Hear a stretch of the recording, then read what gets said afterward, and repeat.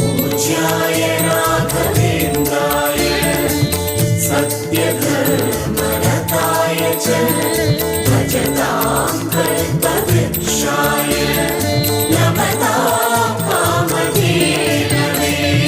ಆಲಯವೆಂದರೆ ಮಂತ್ರಾಲಯವೇ, ಬೇರೆ ನಾ ಅರಿಯಲಾರೆ.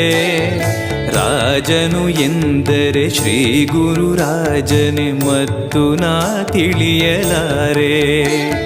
ಆಲಯವೆಂದರೆ ಮಂತ್ರಾಲಯವೇ, ಬೇರೆ ನಾ ಅರಿಯಲಾರೆ.